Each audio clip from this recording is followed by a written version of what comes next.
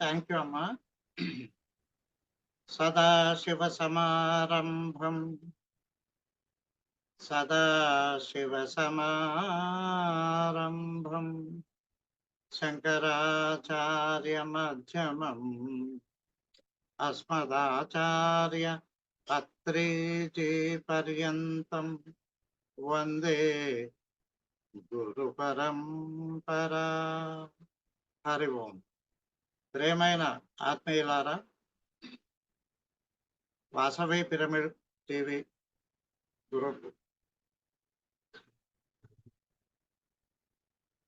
మీతో నా జ్ఞానాన్ని పంచుకోవడానికి అవకాశం ఇచ్చినందుకు మీ అందరికీ ధన్యవాదాలు. నా పేరు చుక్కా మధు. నేను జిల్లా పరిషత్ హై స్కూల్లో హెడ్ మాస్టర్గా పనిచేస్తూ రిటైర్ అయ్యాను 2007లో.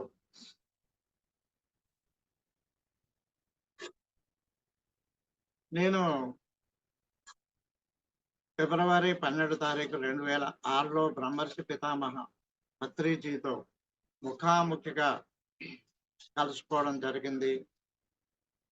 ఆ రోజు మాస్టారు మరి దిల్సునగర్లో ధ్యాన జగత్ ఆఫీసుకి అనుబంధంగా తమ తల్లిగారైన సావిత్రీదేవి పిరమిడ్ ధ్యాన కేంద్రాన్ని ప్రారంభించడానికి వచ్చారు. నేను మిర్యాలగూడెం నుంచి మరి బుక్స్ కొనుక్కోవడానికి అక్కడికి రావడం జరిగింది. మరి అంతకు పూర్వము వరుసకి తాతగారైన ఒక సంప్రదాయ గురువు సేవ నేను సుమారు 25 ఏళ్ళు చేసుకున్నాము. ఆయన ధ్యానములో మరి బ్రహ్మంగారిని దర్శించుకున్న మహాత్ముడు. ఆయన ఎవరో కాదు, శ్రీమద్ విరాట్ పోతులూరి వీర బ్రహ్మేంద్ర స్వామికి మరి ఆయన శిష్య బృందంలో ఒకరు. ఆయన పేరు కక్కయ్య గారు. ఆయన హరిజనుడు అని మనందరికీ తెలుసు. బ్రహ్మంగారి సందేశాలు విని తన భార్యని ఎదిరిస్తున్న తన భార్యని కోసి శరీరంలో దేవుళ్ళు ఉన్నారా అని వెతికిన మరి జిజ్ఞాసు ఆ కక్కయ్య గారు.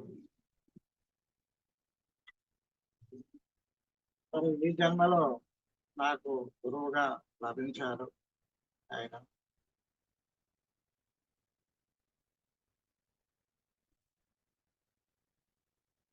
బ్రహ్మంగారికి సంబంధించి మేము 25 ఏళ్ల పాటు మరి కందిమల్లయ్యపల్లి సిద్ధయ్య గారి మఠం, మరి బ్రహ్మంగారిని పెంచుకున్న పాపాగ్ని మఠం, మరి బ్రహ్మంగారు ఆవులు కాసిన బనగానపల్లి, రబలకొండ, యాగంటి, మరి బనగానపల్లిలోని అచ్చమ్మ గారి మఠం, నేల మఠం, ఇవన్నీ మేము ఆయన చరిత్రలో ఉన్న ప్రతి అంశాన్ని పరిశీలించడం జరిగింది. ఆ రోజులలో సిద్ధయ్య గారి మఠంలో మేము స్వయంగా మరి బ్రహ్మంగారి కాలజ్ఞాన పత్రాలని, ఆయన రాగి బెత్తాన్ని, ఆయన పవిత్రమైన పాదుకలని, ఉంగరాన్ని, ఇవన్నీ దర్శించడం జరిగింది. ఆ రోజులలో అంతా బాగానే ఉంది. అప్పుడు మా గురువు గారు చెప్పిన ధ్యాన పద్ధతి ఏమిటంటే, మీ దృష్టిని మరి భూమధ్యంలో బొట్టు పెట్టే చోట పెట్టండి. ఇది ఆయన మాకు నేర్పిన ధ్యాన పద్ధతి. అలాగే అజప గాయత్రి కూడా ఆయన బోధించారు. అంటే సోహం జపం నేర్పారు. అంతా బాగానే ఉంది. కానీ 2 విషయాలలో ఆయన నాకు నచ్చలేదు. ఏమిటంటే, ఒకటి ఆయన ఆ బ్రహ్మంగారి మఠ యాత్ర తీసుకెళ్ళి కూడా అక్కడ ఒక మేకను కోసి మాంసాహారం పెట్టేవాడు. వారి కుటుంబానికి మాంసం అంటే అంత ఇష్టం అన్నమాట. అంటే అది గత జన్మ వాసన కావచ్చను. మరి ఇదేమిటి గురువుగారు అంటే, ఈ శరీరము మాంసమే, మేకది మాంసమే అని జవాబిచ్చేవాడు. కానీ నాకదేమీ నచ్చలేదు. ఇక రెండవ అంశము అంతో ఇంతో మరి స్వాధ్యాయం వల్ల, జ్ఞానము సంపాదన వల్ల ఇతరులకు బోధించుదాము అంటే ఆయన నీ భార్యకు కూడా నా అనుమతి లేనిది చెప్పకూడదు అనే నిబంధన విధించాడు. ఈ రెండు విషయాలు నాకు నచ్చక మరి ఆయన ఆశ్రమాన్ని నేను వదిలేశాను. ఆయన పోలీస్ కానిస్టేబుల్ జాబ్ చేసేవాడు. 2003లో నేను ఆయన్ని వదిలిపెట్టాను. కానీ మా ఆవిడ మరి గురువుగారిని వదిలేశారు మీరు, మన పిల్లలకి జ్ఞానం వద్దా అనే ప్రశ్న వేసినప్పుడు, మరి మనం ఎవరి సొమ్ము తినలేదు, ఎవరిని మోసం చేయలేదు, అందరికీ దేవుడే దిక్కు, గురువులు చూసుకుంటారు అని చెప్పాను నేను. ఆ రోజు పౌర్ణమి. ఆమెకు మరి కలలో ముగ్గురు మాస్టర్లు కనిపించి, మీరు ఆశ్రమానికి పోకున్నా ఏమీ లేదు, ధ్యానం మాత్రం కంటిన్యూ చేయండి,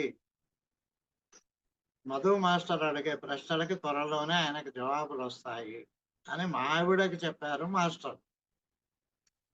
మేము ఆ రోజు నుంచి ఎదురు చూడడం మొదలుపెట్టాం. మరి ఎక్కడి నుంచి మనకు జవాబులు వస్తాయా? సరే, నేను సాగర్ దగ్గర ఉన్న ఒక నాగార్జున సాగర్ దగ్గర కుమ్మడం అనే గ్రామంలో జిల్లా పరిషత్ ఉన్నత పాఠశాల హెడ్ మాస్టర్గా ఉన్నప్పుడు 2005 డిసెంబర్లో ఒక పిరమిడ్ మాస్టర్ నా స్కూల్కి బదిలీ పై వచ్చాడు. ఆయన నిజానికి మరి పక్కా కమ్యూనిస్టు. ఆయనకు పూజలు పునస్కారాలు గుళ్ళు గోపురాలు ఏమీ తెలియదు. కానీ పత్రి సారు శాస్త్రీయ దృష్టితోటి ధ్యాన శాస్త్రాన్ని చెప్పడం ఆయనకు నచ్చి ఆయన పత్రిజీ అభిమాని అయిపోయాడు. మొదటిసారి నేను ఆయన ద్వారా పత్రిజీ గారి గురించి తెలుసుకొని, మరి మా ఇద్దరు అబ్బాయిలు అప్పుడు హైదరాబాద్లో చదువుతున్నారు. ఆ పిల్లల కొరకు నేను హైదరాబాద్ రావడం జరిగింది. ఆ రోజు ధ్యానాంధ్రప్రదేశ్ ఆఫీస్కి వెళ్ళి కొన్ని బుక్స్ కొనుక్కొని వెళదాము అన్నప్పుడు ఆ కేంద్ర నిర్వాహకుడు ప్రసాద్ ఏమన్నారంటే, పత్రి సార్ ఈరోజు ఇక్కడికే వస్తున్నారండి, మరి వారి అమ్మగారి పేరు మీద ధ్యాన కేంద్రం ఇక్కడ ఈరోజు ప్రారంభించబడుతుంది అంటే, ఆ రోజు సాయంత్రం నేను పత్రి సార్ని కలుసుకోవడం జరిగింది. ఆ భవనం పైన ఆ సమావేశం జరిగింది. నేను అప్పటికే మరి బ్రహ్మంగారి చరిత్ర చదివాను, మరి కాలజ్ఞానం తెలుసు, మరి రామకృష్ణ పరమహంస, వివేకానంద, అరవిందో సాహిత్యం, భగవద్గీత, ఉపనిషత్తులు ఇలా చాలా స్వాధ్యాయం చేశాను అప్పటికే. కాబట్టి బ్రహ్మర్షిని చూడగానే నా ఆత్మ ఆనందంలో విహరిస్తోంది. ఏమీ మాట్లాడడానికి నోట మాట రావడం లేదు. సరే, నేను ఎలాగో సారుని ఒక ప్రశ్న వేయాలి అని నేను టెలిపతిక్గా ఆ ప్రశ్న వేశాను. ఏమిటా ప్రశ్న అంటే, మరి యోగము అంటేనే ఆగమవుతారంటారు, మరి ఆ వేదాంత గ్రంథాలు చదివి ఎంతో మంది మరి అయోమయం గందరగోళ స్థితికి లోనయ్యారు, మెంటల్ పేషెంట్లు అయ్యారు. మరి మీరేమో 5 సంవత్సరాల పిల్లలకే ధ్యానం చెప్పమని అంటున్నారు. మరి ఆ పిల్లల్ని ధ్యానానికి మేము ఉపాధ్యాయులం కూర్చోబెడితే, వాడు కళ్ళు మూసుకొని తెరవకపోతే ఎవడు దిక్కు? మరి గ్రామాలలో మరి ఊరుకుంటారా పేరెంట్స్ అని అడిగాను.